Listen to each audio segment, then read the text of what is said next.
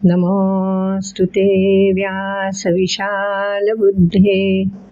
फुल्लारविन्दायतपत्रनेत्र येन त्वया भारततैलपूर्णः प्रज्वालितो ज्ञानमयः प्रदीपः नारायणं नमस्कृत्य नरं चैव नरोत्तमं देवीं सरस्वतीं व्यासं ततो जयमुदीरयेत्।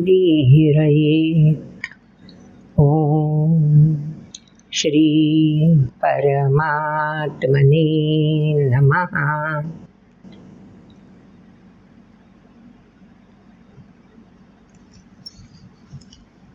मागच्या व्हिडिओमध्ये खूप महत्त्वाचं रहस्य आपल्याला भगवंतांनी उलगडून दाखवलं आहे.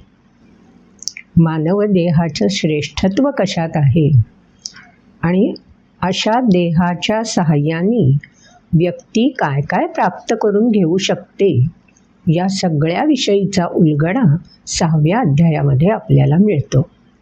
आपल्यालाच आपल्या देहामध्ये लपलेल्या क्षमतेची, चैतन्याची, ऊर्जेची पुरेशी ओळख नसते. मग ती ओळख अशी कोणीतरी करून द्यायला हवीच ना, तरच आपल्याला स्वतःवरचा भरवसा, विश्वास वाढायला मदत होणार आहे. तेच काम 6व्या अध्यायात भगवंतांनी केलं आहे. अन्यथा आपण काय करतो? एखादी श्रेष्ठ व्यक्ती, मग ती आचरणाच्या दृष्टीतून असेल, तपाचरणाच्या दृष्टीतून असेल, किंवा अन्य लीडरशिप आज ज्याला म्हणतो नेतृत्व गुणांच्या बाबतीत असेल, इतके विविध क्षेत्र मानवाला प्रगतीसाठी उपलब्ध आहेत की त्यापैकी कोणत्याही क्षेत्रामध्ये दीपस्तंभ बनून, श्रेष्ठ बनून व्यक्ती जेव्हा स्थापित होते तेव्हा आपला सहज स्वभाव काय असतो? छे हे आपल्याला नाही जमणार बुवा, हे त्यांनी केलं आहे, त्यांचं त्यांनाच होऊ शकतं, अन्यथा नाही. कालच एका आपल्या सैन्यातल्या हवालदारांची कथा ऐकण्यात आली. सैन्यामध्ये असताना अपघातामध्ये स्वाभाविक आहे, सैनिकाच्या बाबतीतच होणार ना, गोळी लागली, त्यांचा एक हात तर जायबंदी झालाच, कामातून गेला आणि त्याचवेळी डोळ्याला पण इजा पोहोचली. त्यामुळे आता सैन्यात राहणं अवघड.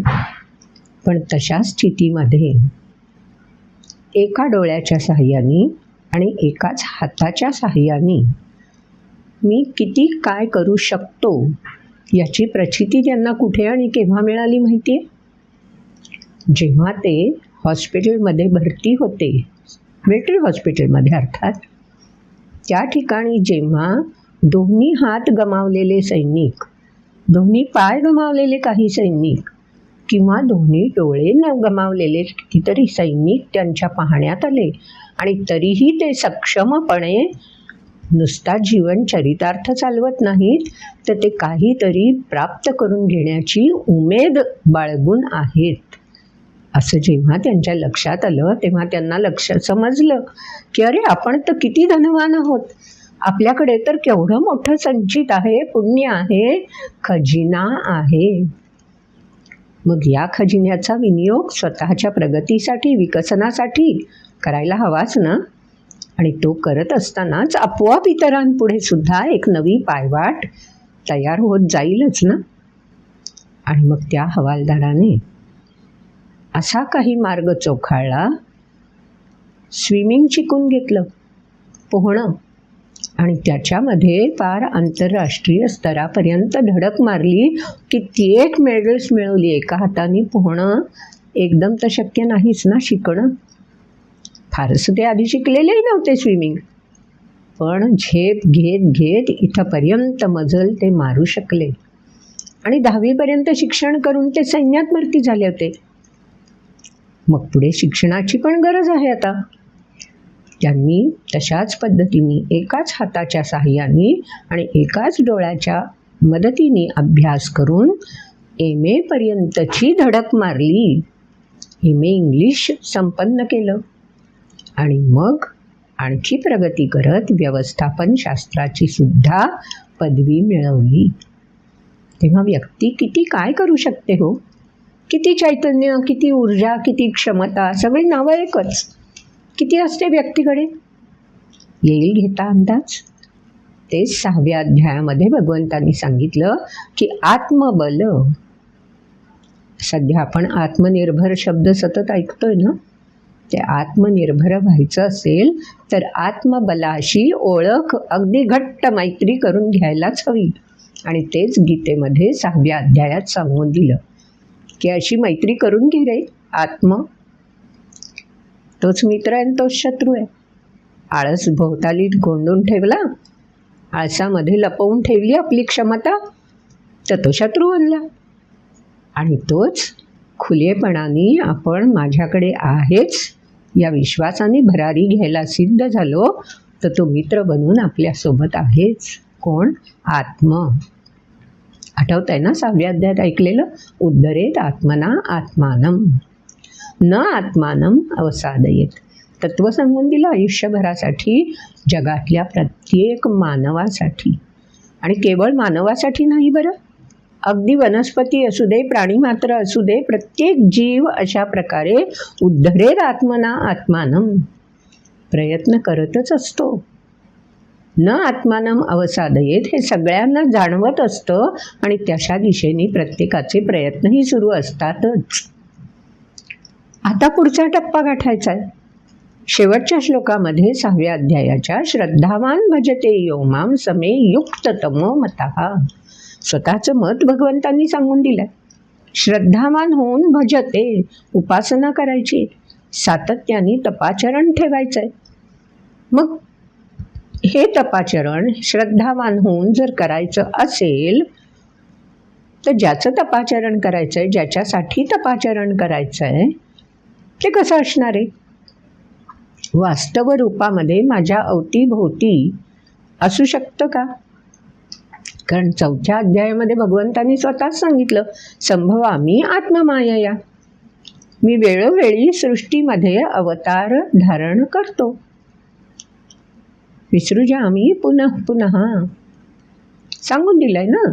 तात्विकदृष्ट्या 6व्या अध्यायापर्यंत सगळं आपल्याला भरपूर पोषण भगवंतांनी उपलब्ध करून दिलंय. आता 7व्या अध्यायामध्ये सृष्टीतल्या वास्तवाशी मी कसा जोडलेला आहे? मी म्हणजे स्वतः परमात्मा, स्वतः भगवंत. कशा प्रकारे जोडलेले आहेत? अगदी तुमच्या आमच्या निकट सान्निध्यामध्ये ते कसे आहेत? आणि हो, आपल्या शरीराची ज्या घटकांमुळे जडणघडण होते त्याच्यापेक्षा काही वेगळे घटक त्यांची जडणघडण होताना असतात का?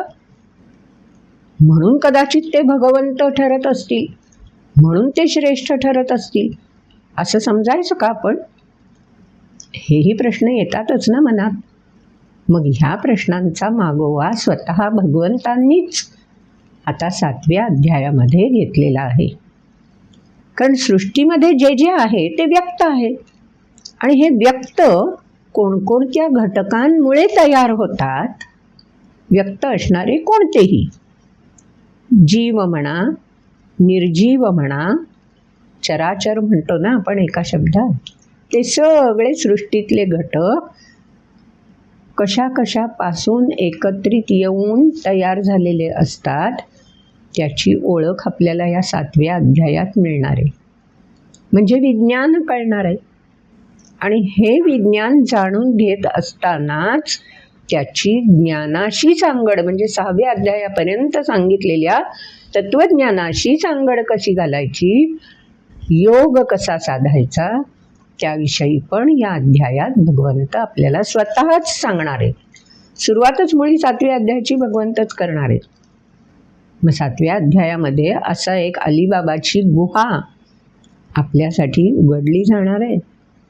त्या गुहेत प्रवेश करण्यापूर्वी मंत्र म्हणायला हवेत, श्लोक म्हणालेले ऐकायला हवेत ना आपण. मग सुरुवातीला ऐकूया 7व्या अध्यायातले श्लोक. ओम श्री परमात्मने नमः.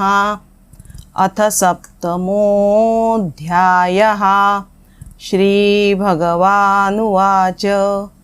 मय्यासक्तमनः पार्थ योगैर्जन्मदाश्रयः असंशयं समग्रं मां यथा ज्ञास्यसि तच्छृणु ज्ञानन्तेऽहं सविज्ञानमिदं वक्ष्याम्यशेषतः यज्ञात्वा नेह भूयोऽन्यज्ञातव्यमवशिष्यते मनुष्याणां सहस्रेषु कश्चिद्यतति सिद्धये यततामपि सिद्धानां कश्चिन्मां वेत्ति तत्त्वतः भूमिरापो नलो वायुः खं मनो बुद्धिरेव च अहंकार इतीयं मे भिन्ना प्रकृतिरष्टधा अपरेयमितत्स्वन्यां प्रकृतिं विद्धि मे परां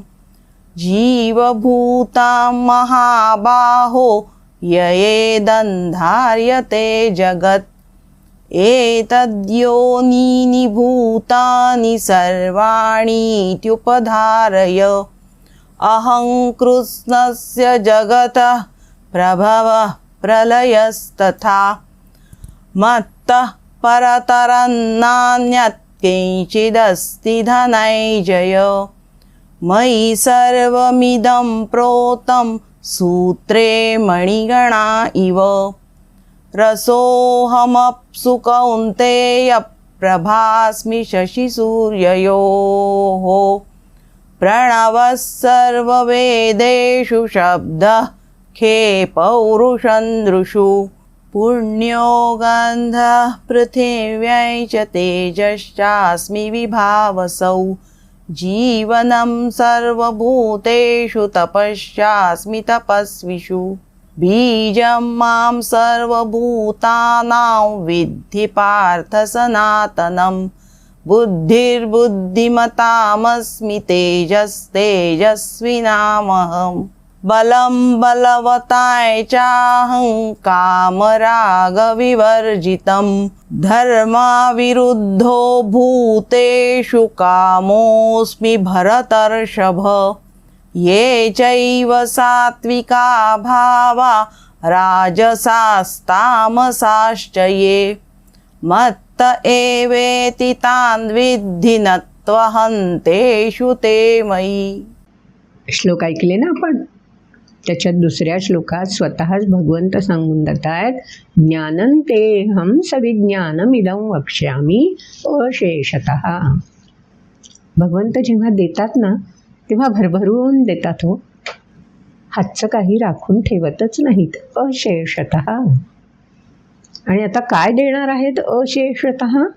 ज्ञान विज्ञानसहित आहे. विज्ञान म्हणजे जे व्यक्ताशी जोडलेलं आहे, ज्याचं प्रमाण आपल्याला सिद्ध करून बघता येतं, त्याला म्हणतो विज्ञान. प्रयोगाने सिद्ध करून बघतो ना आपण, ते विज्ञान. आणि ज्ञान म्हणजे अशा प्रयोगातून जो निष्कर्ष निघतो, अशा प्रयोगातून जो अनुभव आपल्या गाठी जमा होतो, ते ज्ञान. त्यामुळे भगवंत सांगून देत आहेत, आता मी तुला ज्ञान आणि विज्ञान एकत्रितपणे सामोरं आणून देणार आहे, अशेषतः, पूर्णत्वानी. तयार हो समजून घ्यायला. आणि मग स्वतः भगवंतांनी सांगायला सुरुवात केली. सांगतानाच सांगून दिलंय, उगीच स्वतः भगवंत सांगतायत आता काय आपल्याला समजणारच, अशा याच्यात राहायला नको भ्रमात. म्हणून पुढच्या श्लोकात, तिसरा श्लोक ऐकलात ना, मनुष्याणां सहस्रेषु कश्चित् यतति सिद्धये. कश्चित यतति सिद्धये, सिद्धीपर्यंत. विज्ञानाचा पाठ पुरावा करत करत, प्रगती करत करत किती पुढे जायचंय? कोण जाऊ शकतं? मनुष्याणां सहस्रेषु कश्चित. हजारो माणसांमधून कुणीतरी एखादा ध्यास घेऊन सातत्याने ध्येय निश्चित करून सिद्धीपर्यंत वाटचाल करत येतो. बघा सिद्धी शब्दाला इथे गीतेमधली पंचसूत्री आपल्या लक्षात घ्यायची ना. अगदी पहिलं सूत्र कोणतं? पहिल्या अध्यायामध्येच जे आपल्या ओळखीचं होऊन गेलं, संकल्प. जीवनाची सुरुवातच मुळी संकल्पाने होते ना. त्यामुळे गीतेमध्ये सुद्धा जी पंचसूत्री सांगितली आहे, त्या पंचसूत्रीतलं पहिलं सूत्र सांगून दिलंय संकल्प, जे पहिल्या अध्यायातच ओळखीचं होऊन गेलं. दुसऱ्या अध्यायामध्येही हा संकल्प शिष्यस्तेहम शादिमान त्वाम प्रपन्नम असं म्हणताना अर्जुनाचा भावना वेगातून बाहेर पडल्यानंतरचा संकल्प तोही आपण समजून घेतला. आता हा संकल्प तर केला खरा अर्जुनाने दृढ, पण ह्या संकल्पाप्रती वाटचाल कशी करायची, स्वतःचं विकसन कसं करून घ्यायचं, त्यासाठी पुढचं सूत्र जे त्या अध्यायामध्ये दुसऱ्या अध्यायामध्येच आपल्याला ओळखीचं होऊन गेलंय, त्याच्यामध्ये संयोजन. म्हणजे या संकल्पाला पूर्णत्वाकडे न्यायचं असेल, विकासाच्या दिशेने घेऊन जायचं असेल, तर मला साधनं कोणकोणती हवीत, काय काय साहित्य जमा करायला हवं. अभ्यास करायला बसायचं असेल तर ते साहित्य जमा करावं लागतं. चित्र काढायला बसायचं असेल तर त्यासाठी आवश्यक साहित्य सगळं एकच नाही ना. मला गायनासाठी रियाज करायला बसायचं असेल तर त्याचं साधनं वेगळी, आणि मला स्वयंपाकघरामध्ये काही पदार्थ बनवायचा असेल तर त्यासाठी संयोजन म्हणजे साहित्य, तेही वेगळंच असणार ना. पण त्याच ध्येयाशी निगडीत, चित्रकलेच्या वेळी चित्रकलेशी निगडीत, स्वयंपाकघरातल्या पदार्थाच्या वेळी जो पदार्थ करणार त्याच्याशी निगडीत साहित्य, बरोबर ना. म्हणून संकल्पानंतरचं सूत्र येतं संयोजन. योजना करायची आहे, त्यासाठी आधी संकल्प पक्का क्लिअर असायला पाहिजे. संकल्पच नेमका काय केला आहे तोच विसरून गेलो तर मग संयोजन अवघड होईल ना. अरे मी काय बरं ठरवलं होतं, अशी स्थिती आपली सुद्धा होऊ शकते. म्हणून संकल्प जरी मन पातळीवर केला ना, तरी तो दृढ होण्यासाठी बुद्धीकडे धाडावा लागतो. कारण शिक्का मारण्याचं काम बुद्धीमध्ये होतं. म्हणून नुसत्या मनाचा संकल्प नाही पुरेसा, तो केव्हा लहरींबरोबर इकडून तिकडे हेलकावे खाईल सांगता येणार नाही. म्हणून संकल्प दृढ होणं गरजेचं आहे, म्हणजे मग संयोजन निश्चितपणे होऊ शकेल, त्याच्यात गोंधळ होणार नाही. संयोजन पण जमलं, मग हे साहित्य जमा केल्यावर मला केव्हा कोणतं साहित्य वापरायचं आहे, केव्हा कोणत्या साहित्याची योजना करायची आहे, क्रम काय असायला हवा, हे सगळं पण माहीत करून घ्यायला हवं ना. त्यालाच म्हणायचं संस्करण. तेव्हा संयोजन आणि संस्करण हे एकात एक हातात हात घालूनच सोबत असतात. तेच संकल्पाला योग्य दिशेने पुढे घेऊन जातात. म्हणून तिसऱ्या, चौथ्या आणि पाचव्या अध्यायामध्ये भगवंतांनी संकल्पाला जर योग्य दिशेने पुढे न्यायचं असेल, ध्येयाच्या दिशेने त्याला प्रगतीपथावर ठेवायचं असेल, तर संयोजन आणि संस्करण हे कसं करायचं, त्यासाठी आपल्याकडे काय काय उपलब्ध आहे, त्याची ओळख म्हणजे इंद्रिय, मन, बुद्धी, मग त्यांच्यातल्या श्रेष्ठाश्रेष्ठतेचा क्रम आहे ना, सगळं हेच. मग हे सगळं तिसऱ्या, चौथ्या, पाचव्या अध्यायामध्ये भगवंतांनी हे दुसरं सूत्र आपल्याला छान सविस्तर उलगडून दाखवलं. बघा, पंचसूत्रीतली 2 सूत्र आपल्याला समजली. पहिलं सूत्र संकल्प, दुसरं सूत्र संयोजन आणि संस्करण एकत्रित. आता संस्कारित झालं खरं. जसं बी पेरण्यापूर्वी संस्करण करावं लागतं ना, त्याच्यावर कीड वगैरे लागू नये मातीमध्ये त्याला, म्हणून त्याला लेप वगैरे दिली, नीम कोटेड वगैरे, युरिया घालतो आपण खत घालताना, तेव्हासुद्धा संस्करण करावं लागतं ना. मातीसुद्धा नांगरून घ्यावी लागते, तण असले तर ते काढावे लागतात. हेच सगळं संस्करण ना. म्हणजे निसर्गामध्ये काम करत असताना सुद्धा संस्करण आवश्यकच आहे. आणि मग संस्करण योग्य प्रकारे व्हावं म्हणून संयोजन पण हवंच आहे. म्हणजे केवळ मानवी आयुष्यामध्ये पंचसूत्री नाही, तर सृष्टीमध्ये सुचारू चलन राहण्यासाठी ही पंचसूत्री फार आवश्यक आहे. म्हणून तर ती भगवद्गीतेमध्ये सांगून दिली आहे.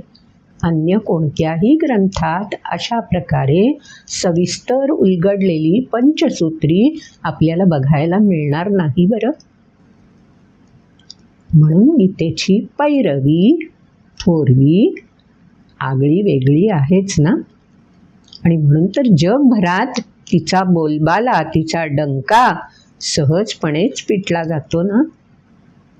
आज जगभरात श्रीमद भगवत गीता ज्याच्या त्याच्या किमान माहितीची शब्द तरी निदान माहितीचा झाला आहे, तो कशामुळे माहितीचा झाला आहे?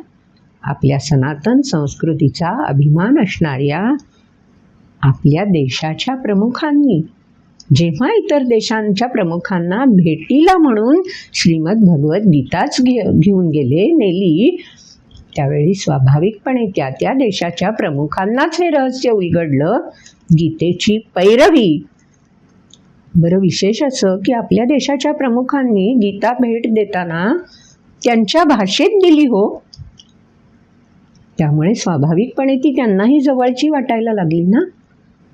अशी ही भगवद्गीतेची पैरवी आहे आणि ती तुमच्या आमचं दायित्व बनतं की जिथे जिथे आपण जाऊ तिथे तिथे ती संक्रमित करायची आहे. म्हणून तर एवढ्या सखोलपणे आपण ही गीता अशी समजून घेत आहोत. तर मग सूत्र बघूया. संकल्प कळलं, संयोजन संस्करण समजलं. आता संस्कारित जे झालेलं आहे ते तिथेच लपवून ठेवतात का? नाही ना. खुलेपणाने सगळ्यांसमोरच तर ते आणायचं असतं ना. अभिमान असतो ना त्याच्यामध्ये. अभिमान पण असतो आणि दुसरं असं की त्याला पैलू पाडून त्याचा प्रकाशित होणं, आनंददायी तो अनुभव घ्यायचा असतो. म्हणून तिसरं सूत्र जे 6व्या अध्यायापर्यंत भगवंतांनी आपल्या ओळखीचं करून दिलंय ते सूत्र आहे समन्वयाचं.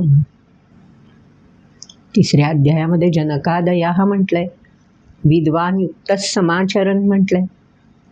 विद्वानांनी कशा प्रकारे समाजामध्ये मिसळावं आणि आपलं कर्तव्य दायित्व निभावावं तेही 3ऱ्या-4थ्या अध्यायात सांगून दिलं. 5व्या अध्यायामध्ये त्याच्याशी वृत्ती कशी जोडायची तेही सांगून दिलंय. म्हणजे समन्वय साधताना मीचा लोप व्हायला हवा. 5व्या अध्यायात ते महत्त्वाचं सांगून दिलं. आणि हा मीचा लोप व्हायला हवा असेल तर आत्मसंयमनाची थोरवी 6व्या अध्यायात सांगून दिली. म्हणून संकल्प, संयोजन, संस्करण आणि आता 3रं सूत्र आहे समन्वय. आता 7व्या अध्यायामध्ये जे श्लोक आपण ऐकले ना त्याच्यामध्ये समन्वयाचा विषय मांडत असताना भगवंत सांगतात की मी सुद्धा सृष्टीमध्ये जेव्हा अवतार धारण करतो, जेव्हा सृष्टीमध्ये येतो, असतातच ना भगवंत. सृष्टीतल्या प्रत्येकामध्ये भगवंत सामावलेले आहेतच हो, फक्त ते अव्यक्त रूपामध्ये. आणि जेव्हा ते व्यक्त रूपात तुमच्या आमच्यासारखे रूप धारण करून येतात तेव्हा आपण त्याला अवतार म्हणतो. जसं कृष्णावतार, जसं रामावतार, जसे इतर सगळे अवतार. तसं ह्या अवताराविषयी भगवंत सांगतात की त्यावेळेला जे शरीर मी धारण करतो त्या शरीराचे घटक कोणते कोणते असतात? आणि केवळ भगवंतांच्या शरीराचे ते घटक आहेत का? तर नाही. सृष्टीमध्ये जेवढे म्हणून व्यक्त रूपात अस्तित्व ज्यांना ज्यांना प्राप्त आहे त्या सगळ्यांच्या देहाचे, शरीराचे हेच घटक आहेत. कोणते घटक आहेत? 4थ्या आणि 5व्या श्लोकात आपण ते ऐकले. काय श्लोक आहेत ते? पंचमहाभूतांविषयी हे श्लोक सांगतात. भूमिरापो नलो वायु खं मनो बुद्धिरेव च. भूमी, आप, अनल, वायू आणि खम म्हणजे अवकाश, आकाश. हीच तर पंचमहाभूतं आहेत ना. आणि त्यांच्या जोडीला कोण आहे? मन, बुद्धी. मन तर तरलच आहे ना, लहरींच्या स्वरूपातच आहे. आणि बुद्धी ती सुद्धा अतिशय स्थिर असणारी आहे. म्हणून बुद्धी वेगळी निघाली आहे. मनासारखी ती चंचल नाही आहे. चंचल मनाला स्थिरता प्राप्त करून देणारी ती बुद्धी. मग बुद्धीमध्ये वेगवेगळे कक्ष आहेत. पुढं आपल्याला अभ्यासायचं आहेच आहे ते सगळंच आत्ता नको लक्षात घेऊया. सध्या एवढं बघूया की पंचमहाभूत, मन, बुद्धी म्हणजे 7 घटक झाले.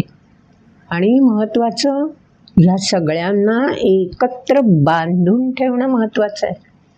एक छान गोष्ट आहे भागवत पुराणामध्ये. ही पंचमहाभूत अगदी पहिलं सृष्टीतला आविष्कार व्यक्तरूप जेव्हा आलं त्यावेळेला या पंचमहाभूतांचीच मदत घेतली प्रकृती. मग काय झालं? ही पंचमहाभूत जी आहेत, कसा व्यक्तिविशेष असतो बघा. युगानुयुग हा व्यक्तिविशेष अखंड आहेच, प्रत्ययाला येतोच.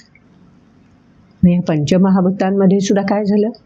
प्रत्येक महाभूताला म्हणजे भूमी, आप, अनल म्हणजे जमीन, पाणी, आकाश, अग्नी, वायू ही पंचमहाभूतं ना. बोली भाषेत हे शब्द आहेत. आणि संस्कृत भाषेमध्ये भूमी, आप, अनल, वायू, खम. या प्रत्येक महाभूताला वाटायला लागलं माझा वेगळेपणाचा ठसा उमटलेला असायलाच हवा. मी काय या सगळ्यांबरोबर मिसळून जायचं? आणि म्हणून मग ही पंचमहाभूतं एकमेकात मिसळली तर एक आकार होईल ना सिद्ध. नाहीतर एक आकार कसा सिद्ध होणार? आणि ते काही व्हायलाच तयार नाही. म्हणून मग भगवंतांनी काय केलं? या प्रकृतीला त्रिगुणांचं अस्तर दिलं, बळ दिलं. आणि मग मात्र ह्या त्रिगुणांमुळे हे पंचमहाभूत सगळी एक गठ्ठा एकत्रित झाली. आणि मग तयार झाला तो विराट पुरुष. पुरुष सूक्तामध्ये विराळ जायते असं म्हटलं, उत्पन्न झाला. मग हा विराट पुरुष उत्पन्न झाला. त्याचेही घटक कोणते? देह तयार होत असतानाचे ही पंचमहाभूत, मन, बुद्धी आणि अहंकार म्हणजे अस्तित्व, स्थिरत्व, बांधीवपणा.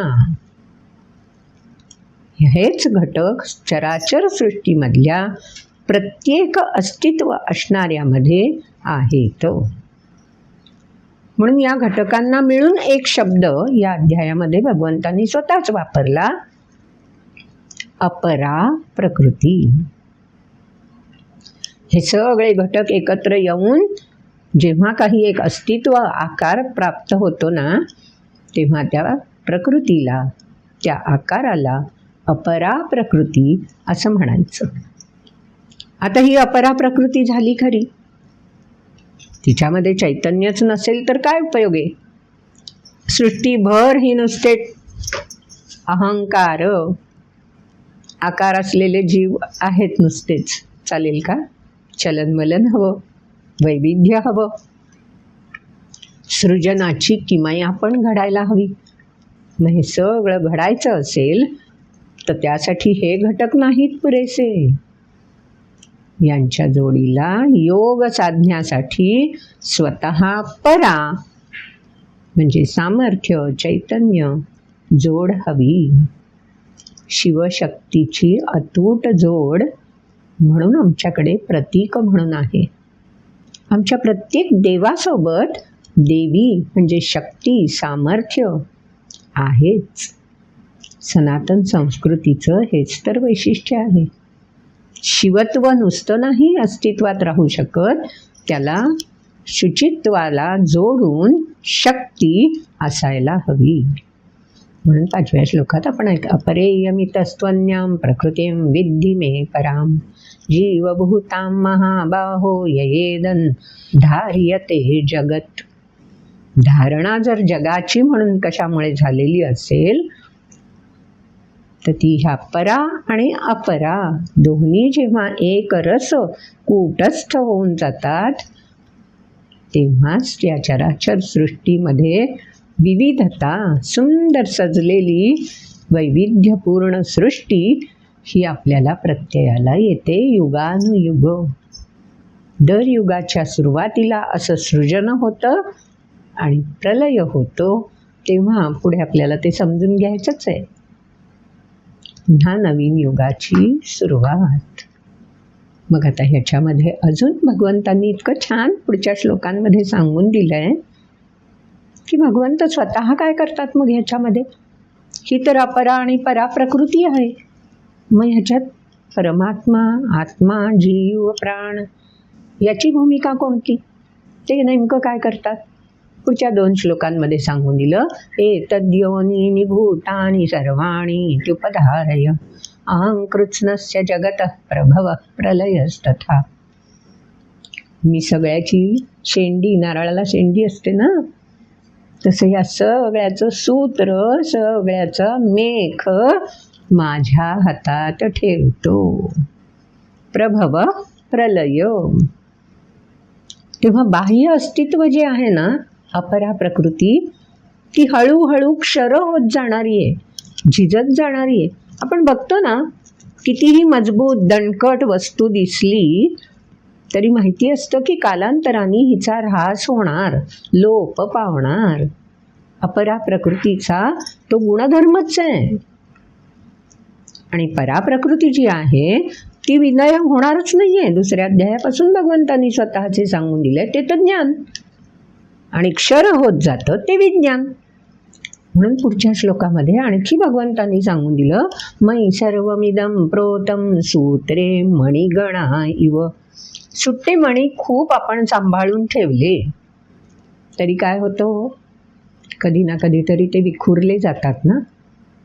आणि त्या मण्यांना शोभा तरी काय आहे, कोण बघेल त्या मण्यांकडे, एकदा बघतील बस संपलं काम. पण तेच वेगवेगळ्या मण्यांचं कॉम्बिनेशन केलं, एकत्रित आणले आणि सुंदर त्याची माला तयार केली, तर ती माला 10 जणांमध्ये दाखवता येते. किती सुंदर देखणी ती दिसते आणि त्याच्यात वैविध्य पण कितीतरी आणता येतं. नुसत्या मण्यांच्या एकत्र गठ्ठ्यामध्ये किंवा एकत्र पिशवीमध्ये वैविध्य ते कोणतं, पण त्याचीच माला तयार करायला गेलं की त्याच मण्यांपासून किती प्रकारच्या विविध माला तयार करता येतात ना. भगवंतांना तेच तर हवं होतं ना, एकोहम बहुश्याम. म्हणून मग भगवंतांनी काय केलं बघा, हे पुढचं सूत्र आहे गीतेतलं आणि खूप महत्त्वाचं आहे. संयोजन संस्करण झालं, आता महत्त्वाचं काय, हे साधनं जी आपण आणलेली आहेत. गंमत बघा, चित्रकलेसाठी सगळे चित्रकार तसेच रंग, तसेच ब्रश, तसंच पॅलेट, तसाच ड्रॉइंग पेपर, तसाच तो स्टँड ज्याच्यावर ड्रॉइंग पेपर लावायचा आहे, सगळं तसंच असलं तरी एका वेळी 5 चित्रकार जर चित्र काढत असले त्याच साहित्यापासून, तरी पण प्रत्येकाचं कागदावर उमटणारं चित्र विशेषत्वानी, वैविध्यपूर्णाने नटलेलं वेगळंच दिसतं ना. त्यालाच म्हणायचं समन्वय. त्याच रंगांचं असं काही कॉम्बिनेशन आणि ब्रशचे असे काही फटकारे ज्याला म्हणतो आपण, असे काही विविध आकार प्रत्येक चित्रकार आपल्या आपल्या मनबुद्धीनुसार. म्हणून ते महत्त्वाचं. सूत्रे मणिगणा इव. ह्या संपूर्ण सृष्टीचं चित्रकारिता कोण आहे हो, तोच तर चित्रकार बसलाय. सुंदर गीत आहे ना आपल्याकडे, आठवतं, मानसीचा चित्रकार तो. सुंदर चित्र दर संध्याकाळी बघा, कसे पकडाल तुम्ही ते चित्रात, कसे पकडाल तुम्ही कॅमेऱ्यात. रोज उठून वैविध्यपूर्ण रंगांनी नटलेली त्यांची उधळण रोज पहाटे आणि संध्याकाळी वेगवेगळीच बघायला मिळते ना. आजच्यासारखं उद्या नसतं, उद्यासारखं परवा नसतं. आणि तरीही सगळं सूत्रबद्ध आहे. जगाच्या पाठीवर कुठेही गेलात तरी सूर्यास्त म्हटला तर रंगांची उधळण, सूर्योदय म्हटला तर रंगांची उधळण. साम्य पण आहे, समन्वय पण आहे आणि वैविध्य पण आहे. म्हणून तर संकल्प, संयोजन, संस्करण आणि समन्वय. अजून पुढच्या श्लोकामध्ये भगवंतांनी सांगून दिलं, हा समन्वय आणि त्यातलं वैविध्य प्रत्यक्ष सृष्टीमध्ये, अरे तुमच्यापैकी प्रत्येकाला येणार रे, सापडणार. आपल्याला विज्ञान लागतं ना, प्रमाण लागतं. ते प्रमाण पुढच्या 4 श्लोकांमध्ये भगवंतांनी आपल्याला देऊन टाकलंय. हां, पाण्यामध्ये गेलास ना बघायला, तर पाणी पाणी पाणी. जगाच्या पाठीवर जिथे म्हणे कुठून पाणीच दिसलं तर त्याला म्हणायचं पाणी. त्या भाषेतला शब्द वेगवेगळा असेल हो, पण पाणीच ना, त्याचे गुणधर्म तेच ना. पण त्या प्रत्येक आमच्या गावचं पाणी, बातच अलग असते ना. ती बात अलग जी होते ना, आमच्या विहिरीचं पाणी, आमच्या गावच्या झऱ्याचं पाणी, आमच्या इथल्या नदीचं पाणी, समुद्राचं पाणी, धबधब्याचं पाणी, सगळं पाणीच की हो. पण ह्या प्रत्येक पाण्याचा दिसणं, असणं आणि स्वाद, त्यामुळे येणारा तरतरीत प्रफुल्लपणा वैविध्यपूर्ण असतो ना, तो कशामुळे येतो तेच सांगून दिले भगवंतांनी. जी अपरा प्रकृती आहे ना, म्हणजे पाणी, H2O, रासायनिक सूत्र. जगाच्या पाठीवर कुठेही जा, पाण्याचं रासायनिक सूत्र काय? विज्ञान. तेच आहे. पाण्याचा बर्फ होणार, इतक्या टेम्परेचरला 0 डिग्रीला आलं की पाण्याचा बर्फ, 100च्या पुढे गेलं की पाण्याचं बाष्प. विज्ञान आहे, ठोक, त्याच्यामध्ये बदल नाही. पण त्या पाण्यामधला वेगळेपणा कशामुळे आहे? अपरा प्रकृती मध्ये जी सामावलेली आहे अव्यक्तपणे, त्या पराप्रकृतीमुळे हा वेगळेपणा, वैशिष्ट्य, पैरवी समजून येते. मग त्या पाण्यामधली जी पैरवी आहे, वेगळेपण आहे, ठाशीवपणा आहे, व्यवस्थित शिक्का, या पाण्यावर या गावचा शिक्का, त्याला म्हणायचं रस. म्हणून भगवंत सांगून देत आहेत, रसहा अहम अप्सु. अप्सु म्हणजे पाण्यामध्ये. पाण्यामध्ये अरे रस बनून जो आहे ना कोणी, जो तुला त्यातलं वेगळेपण जाणवून देतो, ज्ञान, तो रस म्हणजे मी आहे. पाण्याचे एक घोट जरी मिळाला तरी आमची तृषार्तता, तहान, बस एक घोट मिळाला तरी असं काही तृप्त शांत वाटतंय. आणि एखाद्या ठिकाणचं पाणी कितीही प्या हो, समाधानच नाही वाटत आहे. म्हणतो ना आपण असं व्यवहारामध्ये. विज्ञान आणि ज्ञान, रसहा अहम अप्सु. आणि पाण्यामधलंच फक्त सांगून थांबले नाही आहेत भगवंत. पंचमहाभूतांचं प्रत्येकाचं वेगळं वेगळेपण जेव्हा मी वैविध्य स्वीकारतो सृष्टीमध्ये येऊन, तेव्हा ते वैविध्य माझ्यामुळे कसं येतं ते पुढच्या श्लोकांमध्ये, त्याच श्लोकातल्या पुढच्या भागामध्ये भगवंत सांगून देत आहेत. रसोहम अप्सु कौंतेय प्रभास्मि शशी सूर्ययोः. रोज उठून सूर्योदय बघावा, रोज उठून चंद्रोदय बघावा, चंद्राच्या वृद्धिंगत होत जाणाऱ्या कला बघाव्यात, आणि नंतर हळूहळू क्षयाला येणारा चंद्रही देखणाच असतो हो, बघावासाच वाटतो. कारण त्या शशी आणि सूर्याची प्रभा, त्यांच्यातलं तेज, हे जे काय आहे ना, ते भगवंत सांगतात अपरा चंद्रसूर्य, की ज्याच्यावर आपण सध्या यान सोडणं वगैरे, सूर्याच्या कक्षेत प्रवेश वगैरे वगैरे, ते सगळं ते विज्ञान. आणि इथून किती लांब असणारे सूर्य आणि चंद्र जणू काही किरणांच्या साहाय्याने आपल्या प्रत्यक्ष सान्निध्यात आल्याचा जो भास होतो ना, तो चंद्र किरणांचा शीतल स्पर्श, सूर्याच्या किरणांचा एक वेगळा आभास, जाणीव, ती त्यांची प्रभा, ते माझ्यामुळे आहे असं भगवंत सांगतात. पराप्रकृती, पराप्रकृती म्हणजे तरी काय हो? हीच तर पराप्रकृती. अजून पुढच्या श्लोकात सांगून दिलं, प्रणव सर्व वेदेषु, सर्व वेदांमध्ये जे काही स्पंदनांच्या रूपाने प्रत्ययाला येतं ना. कोणताही वेद, सामवेदामधल्या ऋचा गायन करावं आणि त्या गाण्याची स्पंदनं जेव्हा आपल्यापर्यंत येऊन भिडतील ना, तेव्हा ती प्रणव दरवेळी नवतेचा प्रत्यय देतील. म्हणून वेद वाङ्मय कधी जुनं होतच नाही हो. वेद वाङ्मय अखंड नवीनतेचा साक्षात्कार करून देणारं आहे. हेच तर सनातन संस्कृतीचं वैशिष्ट्य आहे.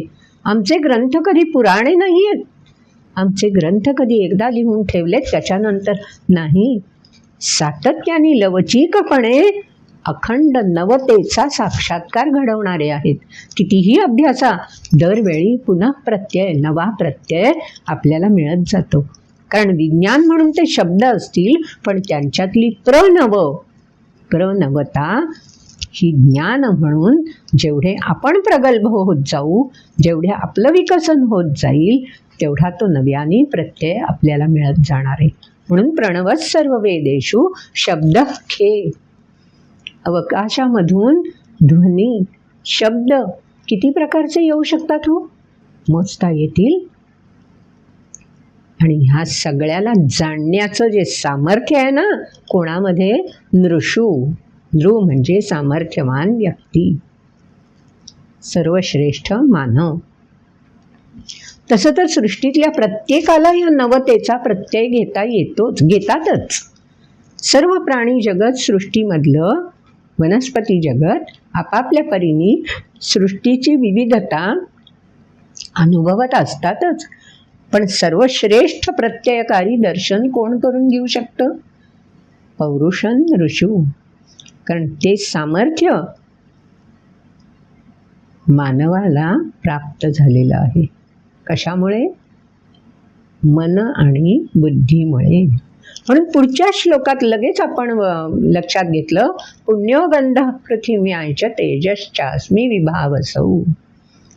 सूर्यचंद्राची प्रभा वेगळी आणि विभावसौ म्हणजे अग्नीमधलं तेज वेगळं. तुम्हा आम्हाला कळतं, लहान मुलांना नाही. हनुमंताची झेप जन्मल्याबरोबरची माहिती आहे ना, थेट भिडला सूर्यालाच जाऊन.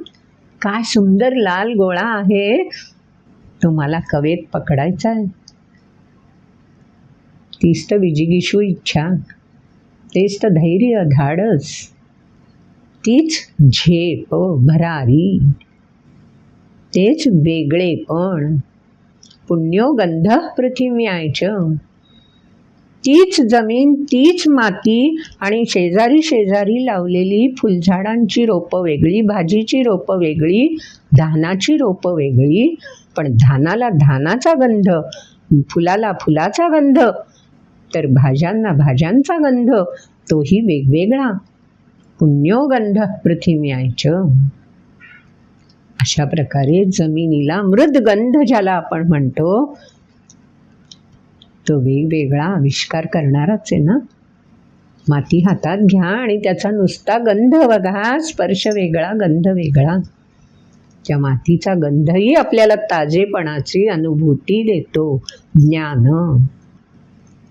अजून पुढच्या श्लोकात सांगून दिलं, जीवनम सर्वभूतेषु तपश्चास्मी तपस्विषु. आधीच्या अध्यायामध्ये तपस्वीभ्योधिको योगी म्हटलंय ना. म्हणून तपस्वींमधलं जे तप आहे ते सर्वसामान्यांसाठी, म्हणजे तपाचरण करणाऱ्या सर्वांसाठी. तप म्हणजे काय? तर एकाग्र चित्तानी, तल्लीनतेनी ध्येयाप्रती योग साधणं. सातत्याने आपली वेवलेंथ, लयबद्ध स्पंदन याचा प्रत्यय घेत राहणं म्हणजे तप.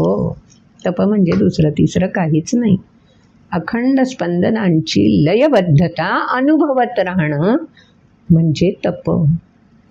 त्यालाच मागच्या अध्यायामध्ये आत्मसंयम म्हटलंय, त्यालाच 5व्या अध्यायामध्ये संन्यस्त वृत्ती म्हटलंय आणि त्यालाच 4थ्या अध्यायामध्ये ज्ञान कर्म संन्यास म्हटलंय आणि त्यालाच 2ऱ्या अध्यायामध्ये सांख्य योग म्हटलंय. त्यासाठी बाजूला फक्त काय सारायला हवं? अर्जुन विषाद योग. तो विषाद कुठेतरी फुली मारून बाजूला निघून गेला पाहिजे.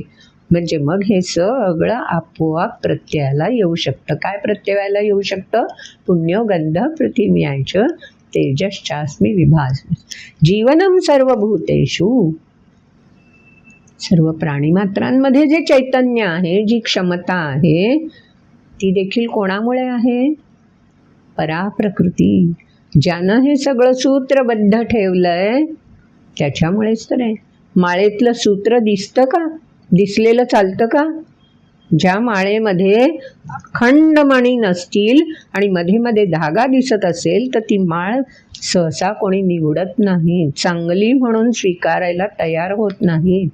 सूत्र कसं पाहिजे? माळेत आहे पण दिसत नाही. तीही पराप्रकृती म्हणजे आपल्यातलंच चैतन्य, क्षमता, सामर्थ्य, काही नाव द्या हो त्याला. आणखीन पुढच्या श्लोकात म्हटलं बीजम माम सर्वभूतानां. प्राणीमात्रांचं बीज कुठे आहे? पुढच्या अध्यायांमध्ये हे सगळं सविस्तर भगवंत सांगणारच आहेत. असं ज्ञान विज्ञान इतक्या थोड्याशा भागामध्ये सांगून उलगडेल का हो? कसं उलगडणार ना? पण ओळख तर होणार, उत्साह तर वाढणार, उत्सुकता त्याहून जास्त वाढणार. आणि एकदा जिज्ञासा वृद्धिंगत होत गेली की आणखी आणखी पुढे सखोल अभ्यास करत राहावं असं वाटतंच ना. तेच 7व्या अध्यायात केलंय. आपला चंचू प्रवेश भगवंतांनी ज्ञान विज्ञान एकत्रित सृष्टीची करून दिला आहे. अजून पुढच्या श्लोकामध्ये सांगून दिलं बलम बलवतायचाहं काम राग विवर्जितम. आता राग म्हणजे आपल्याला माहिती झालंय आसक्ती.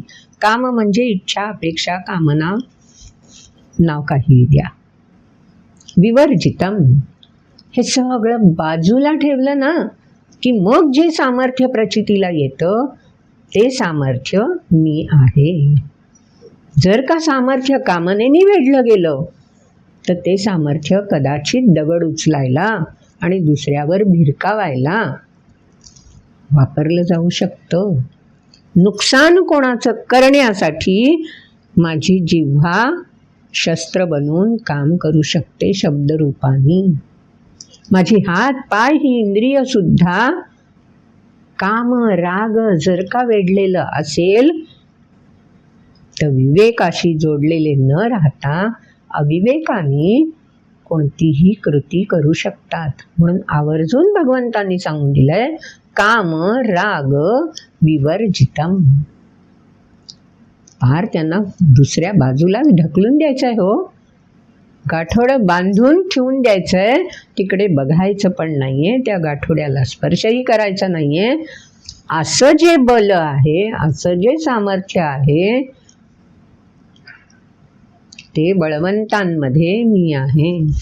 टिळकांची गोष्ट आपल्याला माहिती असेल. लोकमान्य टिळक अतिशय कुशाग्र बुद्धीचे, एकाग्र आणि सत्यप्रिय. त्यांच्या सत्याच्या कथा तर आपल्याला त्यांच्या शालेय वयापासूनच्या माहिती असतीलच. पण जसे फर्ग्युसन कॉलेजमध्ये टिळकांनी प्रवेश घेतला तेव्हा त्यांच्या असं लक्षात आलं, तारुण्य होतं, जोश होता, पण त्यांच्या असं लक्षात आलं की आपल्याला ह्या तारुण्यपूर्ण वयामध्ये जर काही ध्येयनिष्ठ राहून काम करायचं असेल, संपन्न करायचं असेल तर त्यासाठी शरीर संपदा बळकट हवी. अनारोग्य नाही उपयोगाचं. त्याकडे लक्ष पुरवलं पाहिजे. आणि मग टिळकांनी काय केलं?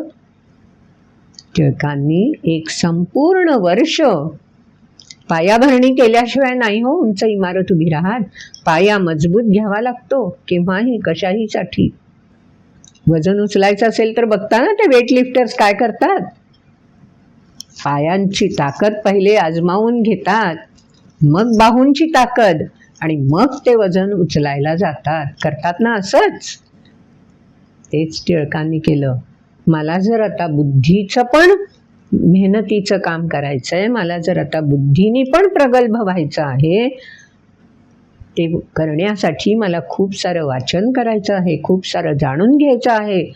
त्यासाठी माझं शरीर संपदा ती पण मजबूत बळकट असायला हवी. मग त्यांनी पूर्ण लक्ष केंद्रित केलं आपली शरीर संपदा मजबूत होण्यासाठी, आणि सातत्याने ती संपदा कायम वृद्धिंगत ठेवली.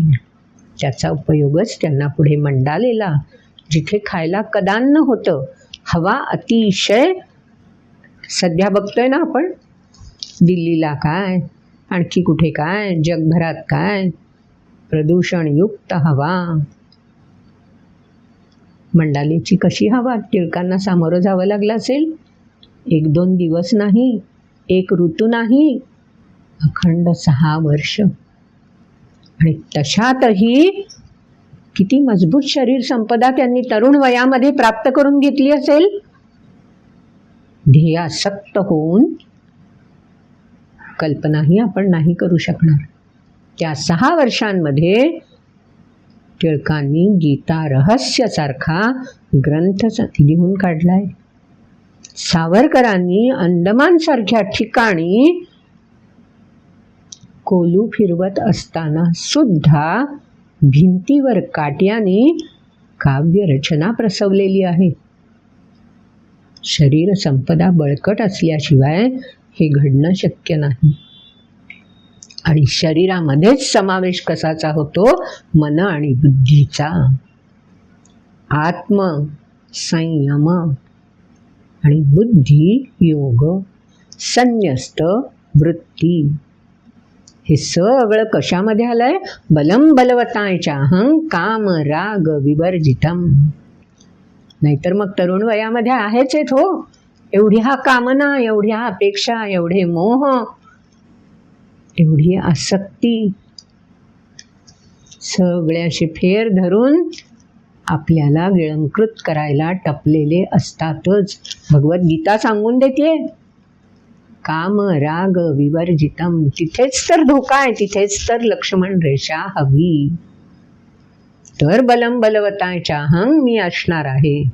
जर वेगळेपण, माझ्यात पैरवी, माझी विशेषता मला जर आयुष्यभरात स्थापित करायची असेल, त्यालाच तर अहंकार, वेगळेपणाचं अस्तित्व प्रकट करायचं असेल, बलम बलवतायच अहम, तर ह्या क्षमतेची अशा प्रकारे ओळख काम राग विवर्जितम करून घ्यायला हवी. पुढच्या श्लोकामध्ये अजून सांगून दिलंय, धर्म अविरुद्धा भूतेषु. काम राग विवर्जितम झाल्यावर धर्माच्या विरुद्ध कामना नकोय. म्हणून तर बलम बलवतायच्या. धर्म म्हणजे विवेकाशी जोडलेलं आचरण. समाजाच्या सुचारू चलनासाठी माझं समर्पण असायला हवं ना. नुसतं व्यक्तिकेंद्रित राहून नाही ना चालणार आहे. हेच तर सूत्र आहे समन्वयाचं. सूर्य स्वतःपुरता तेजस्वीपणे चमकत नाही राहत. बघा मी किती तेजस्वी आहे, नाही ना. त्याची तेजस्विता किरणांच्या रूपाने अव्याहतपणे तुमच्या आमच्यापर्यंत घेऊन येत असतो. आणि किती विनम्रपणे. काम राग विवर्जितम. तुम्ही दरवाजा नका उघडू, पडदे नका बाजूला सरू. सूर्याची किरणं तिथे येऊन थांबणारच आहेत, वाट बघणार आहेत.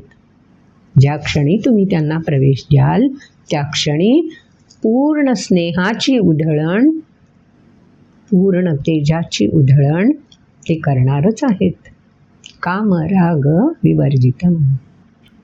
ज्या शरीर संपदेच्या आधारे आपण ज्ञान विज्ञान एकत्रितपणे समजून घेऊ शकतो, जाणू शकतो, त्याच्याविषयी आपल्याला भगवंत आणखी पुढे काय सांगतात.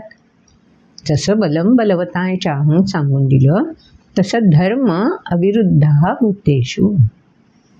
धर्माच्या विरुद्ध नाही, धर्माला पूरक असणारा, धर्माशी योग साधणारा, असं जे जे म्हणून आहे ते सगळं माझ्यामुळे आहे. आपल्याला एक सुभाषित माहिती असेल, आपल्या ग्रंथांमध्येच आहे ते, शरीर माध्यम खलु धर्म साधनम. खलु म्हणजे खरोखर.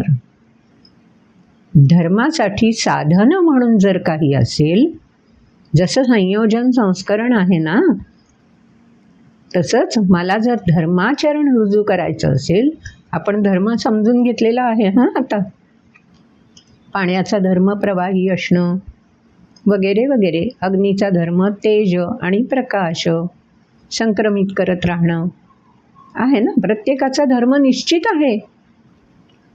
सृष्टीच्या सुचारू चलनासाठी ज्याची ज्याची निर्मिती झाली सृष्टीमध्ये व्यक्त रूपात, त्या प्रत्येकाला धर्म निश्चितपणे प्राप्त आहेच. म्हणून धर्माविरुद्ध भूतेषु कामोस्मी भरतर्षभ. भरतर्षभ अर्जुनाला उद्देशून म्हटलंय. भरतकुळातला श्रेष्ठ असा हा अर्जुन, कुरुवंशातला, बरोबरच आहे, पण कुळ कोणतं? भरतकुळ. काम आहे मी, कामराग विवर्जितम असं आधीच्या ओळीत म्हटलं, आणि आता या ओळीत म्हटलं कामः अस्मी. पण कसं कामः? कशा प्रकारची कामना, कशा प्रकारची सिद्धी, ध्येयाप्रती वाटचाल? धर्म अविरुद्ध, धर्माला पूरक असा जो काम आहे. कामना हवीच ना, कामनेशिवाय व्यक्तीचं जीवनच कसं प्रगतीपथावर राहील? त्यामुळे कामना असणं गैर नाहीच आहे, पण ती कामना कशी हवी आहे? धर्माला पूरक, पोषक आणि प्रेरक अशी जी कामना आहे, त्या कामनेमध्ये माझा आविष्कार असतोच, असं भगवंत रहस्य आपल्याला उलगडून सांगतायत. बळ कशामध्ये? कामराग विवर्जितम. आणि जेव्हा धर्म कार्य करायचं असेल, धर्म अग्रेसर ठेवायचा असेल, धर्म संस्थापित करायचा असेल, तर त्यासाठी काम आवश्यकच आहे. पण कसा? त्या धर्माला पूरक, पोषक आणि प्रेरक असणारा. फार महत्त्वाचं आहे हां. कारण ओळ वाचताना आपल्याला वाटेल वरच्या ओळीत पण कामराग विवर्जितम म्हटलंय आणि खालच्या ओळीत म्हटलंय कामोस्मी भरतर्षभ, मी काम आहे असं म्हटलंय. मग हे कसं काय कोडं बुवा? हे रहस्य भगवंतांनी उलगडून दाखवलंय. आणि मग हा काम आपल्यामध्ये प्रभाव दाखवतो कोणामुळे? ते पुढच्या श्लोकात सांगून दिलं भगवंतांनी. ये चैव सात्विका भावा राजसास्तामसाश्च ये मत्त एवेति तान् विद्धि नत्वहन्तेषु ते मयि. जसं मानवामध्ये काम आवश्यक आहे,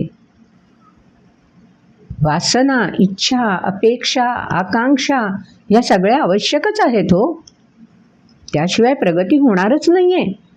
मग ह्या सगळ्या कोणामुळे आहेत?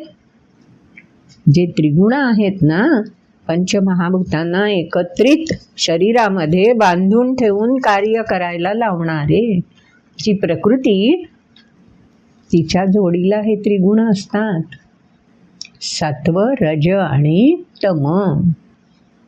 जेव्हा एखाद्या पंचमहाभूताला उसळी मारावीशी वाटते, त्यावेळी त्या त्रिगुणांपैकी तो गुण प्रभावी होऊन जातो. मग बाकीचे दोन गुण कसे त्याला प्रभावी होऊ देतील? मग ते गुण बरोबर आपला प्रभाव दाखवायला लागतात. आणि अशा प्रकारे या तिन्ही गुणांचं संतुलन त्यांच्या मार्फतच होत राहतं. चेंडूचे टप्पे खेळला असाल कधी लहानपणी? आताही खेळू शकतो आपण, मोठं झालं म्हणून काय चेंडूचे टप्पे खेळू नयेत असं नाहीच आहे. मग हा टप्पा खेळताना आपण काय करतो? हाताने चेंडूला जमिनीच्या दिशेने टप्पा देतो आणि ढकलून देतो. आवडेल का चेंडूला? काय करतो चेंडू? हां, चेंडू चांगल्या स्थितीतला हवा, मात्र हवा गेलेला वगैरे फुसका असला नाही चालणार. आता चेंडू आपण टपली दिली चेंडूला, तर चेंडू पृथ्वीवर आपटून, जमिनीवर आपटून तसाच वर उसळून येतो. पण त्यासाठी खालचा पृष्ठभाग कडक हवा, तरच तो उसळी घेणार ना. तसं आपल्या शरीरामध्ये हे तीन गुण अशा प्रकारे टप्पे खात खात, एकाची उसळी, दुसरा त्याला दडपणार, परत पहिल्याची उसळी, ते दडपणार, तिसरा, अशा प्रकारे या त्रिगुणांचा खेळ अखंड चालू असतो. त्रिशूळाची ती तीनच पाती चराचरावर विराजती. आमच्या शंकराच्या हातात त्रिशूळ असतं हो. शंकर म्हणजे शिवत्व आणि त्याच्या हातामध्ये आहे त्रिशूल. शूल. प्रत्येक गुण हा शूलाप्रमाणे असतो. त्यावेळी तो गुण बाकीच्या दोघांना दडपून अग्रेसर व्हायला तयार होत असतो. पण शिवत्वाच्या हातात त्रिशूळ असतो. शिव थोडा ना त्या त्रिशूळामध्ये आहे. तेच सांगून दिलं या ओळीमध्ये. ये चैव सात्विका भावा राजसास्तामसाश्च ये मत्त एव एति. माझ्यामुळे ते तीन आहेत बरं. त्यांचं जे टप्पे खाणं, त्यांचं जे खेळणं आहे, परस्परांना ओढणं, वर चढणं, हे जे काय आहे ना, कुरघोडी करणं, खेचलं जाणं, पुन्हा कुरघोडी करण्यासाठी तत्पर राहणं, हे मत्त एवेती. मी आहे ना म्हणून तर त्यांना ते बळ मिळत राहतं. न तू अहं. मी मात्र त्यांच्यामध्ये कुठेही लिप्त नाही. आपली क्षमता शिव आहे, शुचीशी जोडलेली आहे, पवित्र आहे. त्या क्षमतेला ह्या प्रकृतीचं जे हे तीन गुणांचं अस्तर आहे आणि त्यांचा जो हा चालणारा खेळ आहे ना, तो त्या शिवत्वाला बाधा आणू शकत नाही. ते स्पष्ट भगवंतांनी सांगून दिलंय. तीन गुणांच्या स्तरापर्यंत विद्वान आहे विज्ञान आणि शिवत्वाच्या वेळी ज्ञान. त्यामुळे त्या ज्ञानाची कक्षा आपल्याला उलगडून बघायची आहे. तो प्रवास आपल्याला करायचा आहे. पण करायचा कोणाच्या मार्फत? विज्ञानाच्या मार्फत. कारण विज्ञानाची साथ घेऊनच तर ज्ञानाची कास धरता येते. तेच या श्लोकांमधून भगवंतांनी स्पष्ट केलं आहे.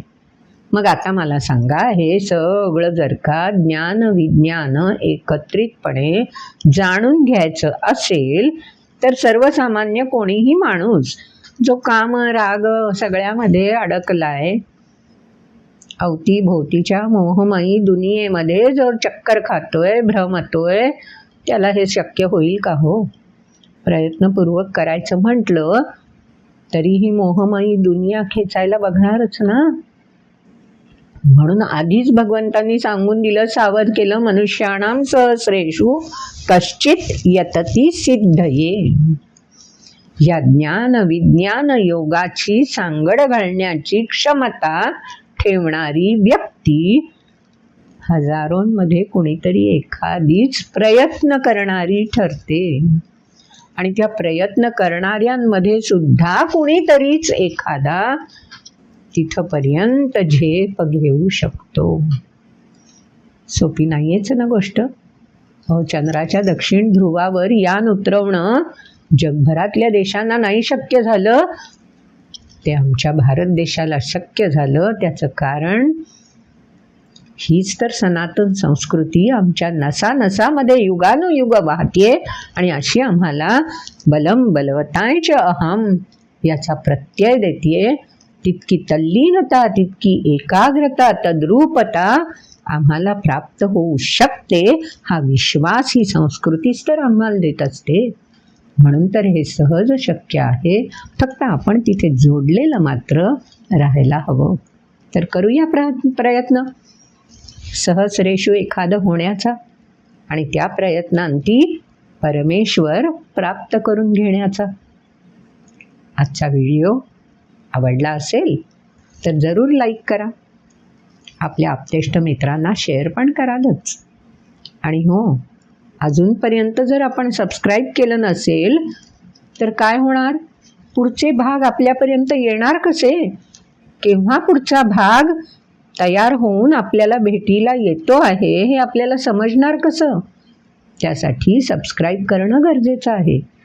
आणि एकदा केलं असलं तर पुन्हा करायची गरज नाही.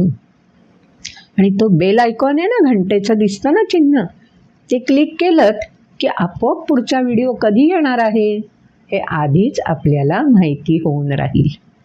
म्हणून त्याची दक्षता घ्या. जोडलेले राहूच यात. आवडला असेल तर जरूर कमेंट बॉक्समध्ये आपले अभिप्राय कळवा. आणि हो, आपल्यालाही या संबंधात काही मत व्यक्त करायचं असेल, आपल्याला प्रश्न पडले असतील, ते विचारायचे असतील तर जरूर आपण विचारू शकता. आम्ही उत्सुकतेने त्यासाठी वाट पाहत आहोत. नमस्कार.